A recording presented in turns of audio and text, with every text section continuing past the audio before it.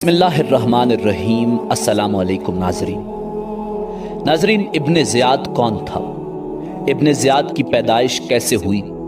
خانوادہ رسول صلی اللہ علیہ وآلہ وسلم کو ناحق شہید کرنے کے بعد ابن زیاد کا انجام کیا ہوا؟ یہی ہماری آج کی ویڈیو کا موضوع ہوگا، اور آج ہم آپ کو ابن زیاد کی دردناک اور عبرتناک موت کی مکمل داستان سنائیں گے۔ مگر ویڈیو میں آگے بڑھنے سے پہلے اگر آپ ہمارے چینل پر نئے ہیں تو برائے مہربانی ہمارے کو بالخصوص اسلامک ہسٹری اور بالعموم دنیا بھر کی منفرد معلومات پر مبنی ویڈیوز ملتی رہیں گی۔ ناظرین، ابن زیاد کوفہ کا گورنر تھا، جس کا پورا نام عبید اللہ ابن زیاد بن ابیہ، جسے ابن مرجانہ یا ابن زیاد کے نام سے پہچانا جاتا ہے۔ ابن زیاد بنو امیہ کا ایک مشہور فوجی کمانڈر تھا اور امام حسین ابن علی علیہ السلام اور ان کے ساتھیوں کے قتل کے اہم عوامل میں سے ایک تھا۔ وہ مرجانہ نامی لونڈی سے پیدا ہوا۔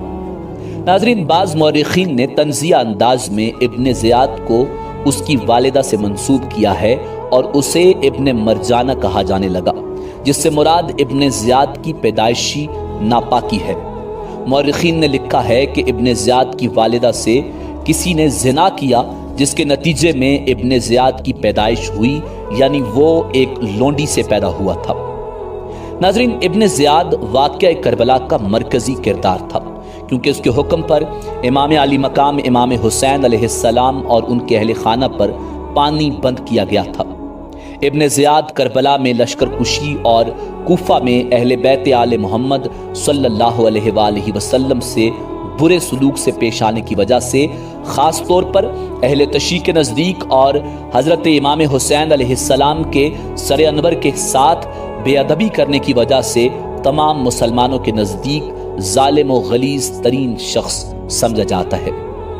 ناظرین، کربلا کے بعد کوفہ میں ہونے والے دلخراش واقعات میں سے ایک واقعہ یہ ہے کہ ابن زیاد کے پاس جب حضرت امام علی مقام امام حسین علیہ السلام کا سر انور پیش ہوا تو اس نے اپنے ہاتھ میں موجود چھڑی کے ساتھ آپ کے ہونٹوں اور دانتوں کی بے حرمتی کی، تو دربار میں موجود صحابی رسول خدا زید بن ارقم یہ گستاخی دیکھ کر رونے لگے اور کہنے لگے، اے ابن زیاد، اس چھڑی کو ان ہونٹوں سے اٹھا لو، خدا کی قسم میں کئی مرتبہ ان ہونٹوں پر رسول اللہ صلی اللہ علیہ وآلہ وسلم کو بوسہ لیتے ہوئے دیکھ چکا ہوں۔ ناظرین، یہی روایت یزید ابن معاویہ کے بارے میں بھی ملتی ہے کہ اس نے حضرت امام علی مقام امام حسین علیہ السلام کے ہونٹوں اور سر انور پر چھڑی ماری تھی۔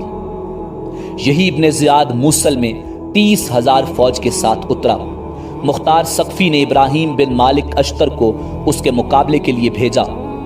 موصل سے 15 کوس کے فاصلے پر دریائے فرات کے کنارے دونوں لشکروں میں مقابلہ ہوا اور صبح سے شام تک خوب جنگ ہوئی۔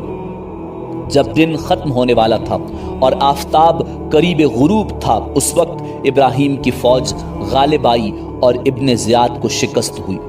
ناظرین، ابراہیم بن مالک نے حکم دیا کہ فوج مخالف میں سے جو ہاتھ آئے اسے زندہ نہ چھوڑا جائے۔ بہت سے ہلاک کیے گئے۔ اسی ہنگامہ میں ابن زیاد بھی فرات کے کنارے محرم کی 10ویں تاریخ سن 67 ہجری میں مارا گیا اور اس کا سر کاٹ کر ابراہیم بن مالک کے پاس بھیجا گیا۔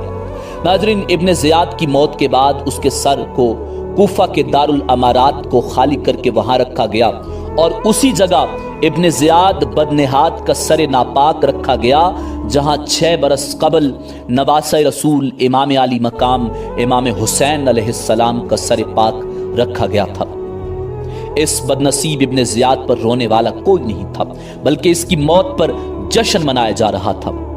امارہ بن عمیر سے مروی ہے کہ جب عبید اللہ ابن زیاد کا سر اس کے ساتھیوں کے سروں میں لا کر رکھا گیا تو میں ان کے پاس گیا، اچانک غل پڑ گیا، آیا میں نے دیکھا کہ ایک سانپ آ رہا ہے۔ وہ سانپ سب سروں کے بیچ میں ہوتا ہوا ابن زیاد کے ناپاک نتھنوں میں داخل ہو گیا اور تھوڑی دیر ٹھہر کر چلا گیا، حتیٰ کہ غائب ہو گیا۔ پھر غل پڑا، آیا 2 یا 3 بار ایسا ہی ہوا اور یوں خانوادہ رسول صلی اللہ علیہ وآلہ وسلم پر کربلا میں مظالم ڈھانے والا ابن زیاد اپنے عبرتناک انجام کو پہنچا۔ ناظرین، روایات کے مطابق مسلم بن عقیل رضی اللہ تعالی عنہ نے کوفہ میں امام حسین علیہ السلام کے حق میں زمین ہموار کرنا شروع کی تو یزید بن معاویہ نے ابن زیاد کو بصرہ سے تبدیل کر کے کوفہ کا گورنر مقرر کر دیا۔ اس نے پہلے مسلم بن عقیل رضی اللہ تعالی عنہ اور ان کے 2 کم سن فرزندوں کو شہید کرا دیا، پھر حضرت حر رضی اللہ تعالی عنہ کو 1000 سوار دے کر حضرت امام حسین علیہ السلام کا راستہ روکنے کے لیے بھیجا۔ امام حسین علیہ السلام میدان کربلا میں خیمہ زن ہوئے۔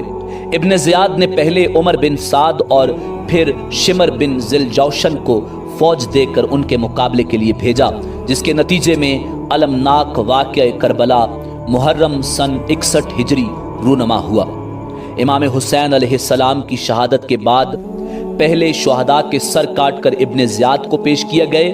اس نے امام حسین کے سر انور کی بے ادبی کی اور تمام سر یزید ابن معاویہ کو روانہ کیے، اور پھر لعین اور مرتد یزید ابن معاویہ نے امام حسین علیہ السلام کے سر انور کی بے حرمتی کی۔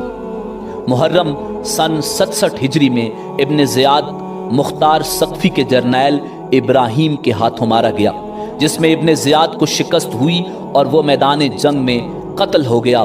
قتل کے بعد اس کے سر کو کوفہ میں اسی مقام پر لا کر رکھا گیا جہاں 6 سال پہلے اس نے امام علی مقام امام حسین علیہ السلام کا سر رکھوایا تھا۔